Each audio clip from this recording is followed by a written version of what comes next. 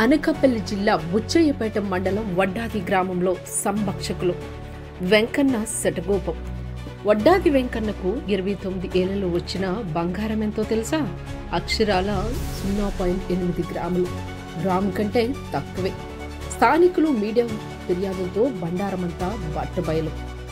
అంతా ఊహించినట్లే అయింది. వడ్డాది వెంకన్న లెక్కల్లో బొక్కలన్నీ తెల్లమయ్యాయి. హుండీలో వేసిన బంగారం మాయమైనట్లే తేలిపోయింది. ఏళ్ల తరబడి హుండీలో వేసిన బంగారం మాయంపై వెంకటరమణ గోవింద దీనిపై తాజాగా బుధవారం నాడు దేవాదాయ ధర్మాదాయ శాఖ అధికారుల సమక్షంలో లెక్కలు తెలిస్తే 29 ఏళ్ల వడ్డాది వెంకన్నకు వచ్చిన బంగారం కేవలం 0.8 గ్రాములు. గ్రాము కంటే తక్కువగా లెక్కలు తేల్చి చెప్పారు. దీంతో అంతా నివ్వెరపోయారు. అక్కడున్న వారే తమ మొక్కులు తీర్చుకునేందుకు ఎంతో బంగారాన్ని విరాళంగా అందజేసేవారు. వారితో పాటు గ్రామస్తులు, చుట్టుపక్కల వారు, లక్షలాది మంది భక్తులు దప్పాలుగా ఎంతో బంగారాన్ని సమర్పించుకున్నారు. కానీ బంగారాన్ని సమర్పించుకున్న తీరా చూస్తే 1 గ్రాము కూడా వచ్చినట్లుగా లెక్కలు చెప్పలేకపోవడం స్థానికులు ముక్కును వేలేసుకుంటున్నారు. వడ్డీ కాసులు వాడికి పంగనామం పెట్టేశారా? సాక్షాత్తు కలియుగ వెంకటేశ్వరునికే శటగోపం పెట్టేశారా అంటూ దుమ్మెత్తిపోస్తున్నారు. ఎవరిది పాపం? వడ్డాది వెంకన్నకు ఏటా బంగారాన్ని వందలాది భక్తులు విరాళాలుగా సమర్పించుకుంటారు. కానీ 1 గ్రాము కూడా చూపకపోవడం ఈ పాపం ఎవరిదన్న చర్చ పెద్ద ఎత్తున నడుస్తోంది. వాస్తవానికి గ్రామానికి చెందిన దొండ కన్నబాబు 29 ఏళ్ల క్రితం ఆలయ వ్యవస్థాపక ధర్మకర్తగా బాధ్యతలు తీసుకున్నారు. ఆనాటి నుంచి హుండీ తాళాలు ఆయన ఆలయ ఈవో దగ్గర 1 ఉంటుంది. వ్యవస్థాపక ధర్మకర్త దగ్గర 1 ఉంటే వస్తున్నాయి.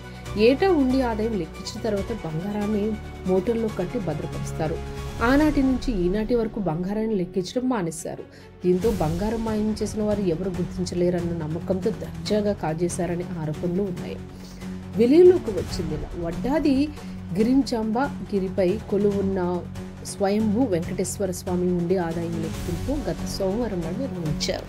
ఈ లెక్కింపులో 12 లక్షలు పై చీలుక ఆదాయం వచ్చినట్లు అధికారులు ప్రకటించారు. అయితే అక్కడే అసలు కథ వెలుగులోకి వచ్చింది.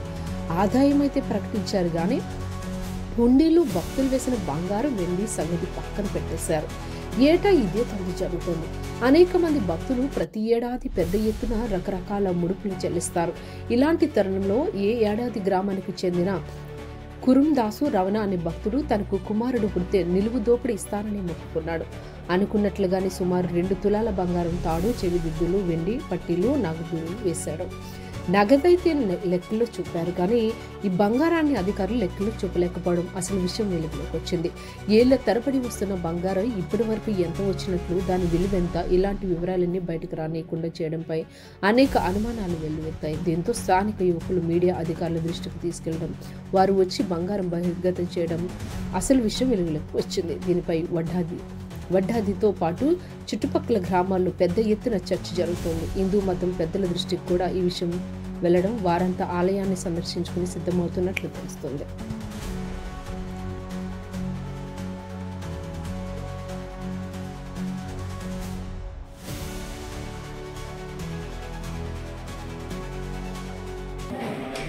ఒక భక్తుడు వేసినటువంటి వస్తువులు ఓఏ అని రకరకాలుగా పుకార్లు షికారు చేసి జరగడం జరిగింది. ఇవాళ గ్రామ పెద్ద సమక్షంలో, జర్నలిస్టుల సమక్షంలో, పాత్రికేయుల సమక్షంలో, గ్రామ పెద్దలు, బీజేపీ పార్టీకి చెందిన వాడిని ఈరోజు మా వడ్డాది గ్రామంలో ఒక భక్తుడు వేసినటువంటి వస్తువులు ఓఏ అని రకరకాలుగా పుకార్లు షికారు చేసి జరగడం జరిగింది. ఇవాళ గ్రామ పెద్ద సమక్షంలో జర్నలిస్టుల నా పేరు దొండనాది, బుచ్చిపేట మండల భారతీయ జనతా పార్టీ జనరల్ సెక్రటరీగా పనిచేస్తున్నాను. అయితే నిన్న ఇచ్చినటువంటి ఆరోపణలు అయితేనే ఉంది, కంప్లైంట్ అయితేనే ఉంది మీద ఎండోమెంట్ వాళ్ళు స్పందించి ఈరోజు మొత్తం సమక్షం పెద్దలందరి ముందు, చైర్మన్ సమక్షం ముందు, నాయకులందరి ముందు కూడా ఈరోజు ఓపెన్ చేయడం జరిగింది. ఓపెన్ చేస్తే ఎవరైతే భక్తులు ఉన్నారో ఆ భక్తుడు వేసినటువంటి బంగారం కూడా అందులో ముందు లేదన్నటువంటి ఎండోమెంట్ వారు ఇప్పుడు దొరకడం జరిగింది.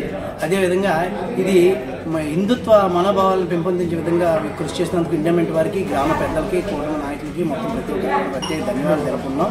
కాకపోతే ఇదే విధంగా ప్రతిసారి కూడా ముందుగానే చూపించాలి. మరి ఎట్టి పరిస్థితుల్లో కూడా ఈఓ మీద ఒక్కసారి పెద్దలు ఏసీ గారు కానీ డీసీ గారు కానీ ముందు లేదన్నారు కదా, మరి ఇప్పుడు ఎందుకు వచ్చింది, ఏ విధంగా వచ్చిందనే దాని మీద కూడా ఒకసారి కమిషన్ వేసి దాని మీద ఉన్నటువంటి చర్యలు తీసుకుంటారని కోరుకుంటున్నాం.